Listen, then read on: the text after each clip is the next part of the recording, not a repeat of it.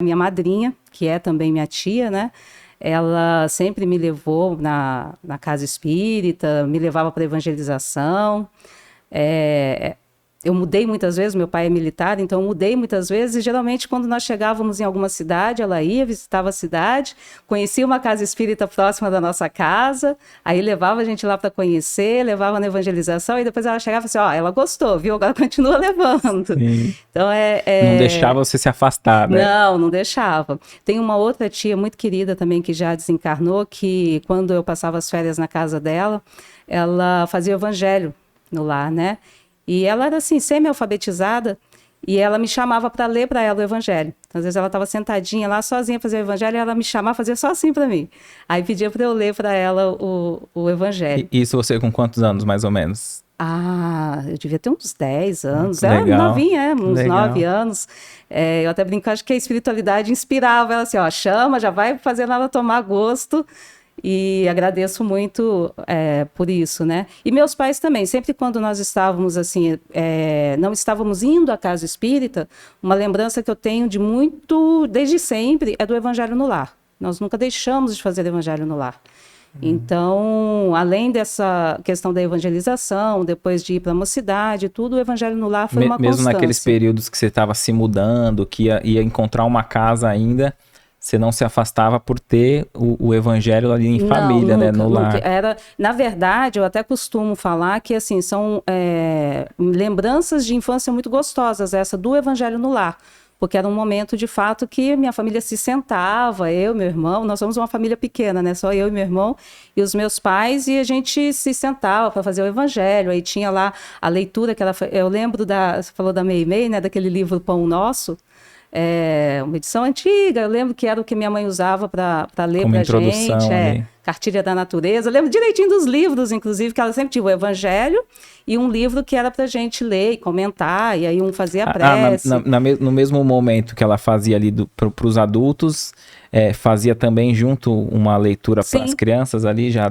Fazia a leitura do Evangelho, a gente comentava de maneira geral, e depois fazia uma leitura de uma mensagem de um livro infantil, né, desses livros, e a gente comentava também. E aí um tinha, né, trazia água, o outro fazia prece de abertura, o outro fazia todos prece se sentiam ali participativo, né? Sim, sim. E isso, assim, por isso que eu falo que é muito natural, não é uma coisa, para mim sempre foi assim. Para mim o estranho era não ser assim. E deixa eu te perguntar, hoje em dia sempre que pode, assim, mesmo que não seja o tema central, a gente toca na parte do jovem, né?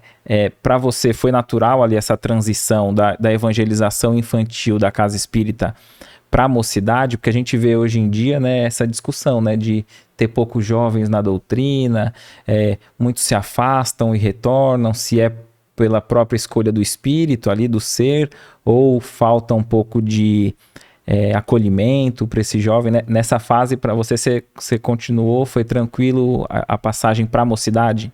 Foi. Quando eu tinha uns 12 anos, eu nasci no Rio, né? E a minha família é toda de origem mineira, e depois eu vim para Peruíbe quando eu me casei. Então, desde essa época no Rio, assim, eu fazia evangelização, e quando eu passei para a mocidade, por conta da idade, acho que eu tinha uns 12 anos, eu ajudava na evangelização. Né, porque meu irmão estava na evangelização ainda que ele é mais novo. Aí eu ajudava na evangelização. Aí eu ia para a mocidade, para os estudos da mocidade. Então, para mim, isso foi muito natural, assim. E os jovens já começavam a ajudar em algumas coisas na casa. Então, eu lembro quando tinha, sei lá, almoço, quando tinha alguma festividade, os jovens da mocidade estavam inseridos ali. Aí, quando a gente, né, como falamos, a gente mudava, geralmente já ia procurar. Aconteceu de eu morar em alguns lugares que não tinha movimento de mocidade, não tinha encontro de mocidade. Mas aí foi a importância da família nesse momento, porque eu tinha o evangelho no lar e tudo, né? E aí teve um período que eu morei em Belo Horizonte. Aí esse período, que era um período mais conturbado, assim, de estudar para cursinho, para fazer faculdade, tudo, eu frequentava a casa espírita e frequentava a mocidade, não tão atuando, mas eu ia para assistir os encontros, as reuniões. E aí, quando eu fui fazer a faculdade, eu fui fazer numa cidade do interior de Minas, São João del Rei, que é uma cidade universitária. E a Liane Cássia, que você leu o nome, foi uma das nossas companheiras lá da mocidade. E aí lá eu acho que foi o start assim, para a questão do trabalho com a mocidade e do trabalho voluntária na casa espírita, de formação de trabalhador espírita. Sim, sim. Antes eu era espírita, frequentava e tudo, mas eu era espírita. Lá eu acho que começou essa formação do trabalhador. E aí eu acho que é um lance que serve de caminho, eu acho, para o movimento espírita. Porque lá nós tínhamos uma dirigente na casa espírita que eu frequentava, que ela valorizava muito a presença do jovem, valorizava muito essa questão da mocidade e da evangelização, mas ela também valorizava o jovem como um voluntário dentro da casa espírita. Fazendo essa transição para já dar tarefa na casa. Sim, e não aquela coisa assim, eu sei que às vezes os companheiros falam isso com muito carinho, né, que o jovem é o futuro. Mas, na verdade, o jovem ele está sendo, né? Então, ele não é o futuro. No futuro, ele será um adulto espírita, mas ele já é um jovem espírita. Perfeito. Então, assim, ela, além de ter esse espaço, ela fazia questão de manter a mocidade ela tinha uma autonomia, né? Tinha uma gestão coletiva, mas não era uma coisa apartada da casa espírita. Ela sempre estava nesse diálogo, participava até das reuniões de diretoria, trazia as necessidades, as demandas, e ela sempre arrumava trabalho. Fazia esse elo de ligação com os outros dias, com as outras atividades, né? Exatamente. Então, e não só no trabalho assim, departamento de eventos, departamento de infância. Vai ter uma festa, vai carregar caixa. Isso, vai tocar violão. Não era só isso. Nós tínhamos jovens já participando dos estudos, além de participar da mocidade, participava dos estudos com os adultos. Porque assim, a gente aprende com o outro, né? Eu falo muito, deixar um abraço para Marli aí, depois se ela assistir, porque eu aprendi muito vendo os mais velhos também, né? Vivenciando, porque o jovem, pelo menos eu tinha, e o jovem tem essa coisa mais enérgica, né? Então tinha algumas coisas que não pode ser assim, que... Eu lembro de uma vez que eu fiquei meio decepcionada, assim, vi umas coisas, o espírita não pode fazer isso, nossa, que absurdo. Aí eu lembro que a minha madrinha falou assim, dentro da casa espírita fazendo essas coisas.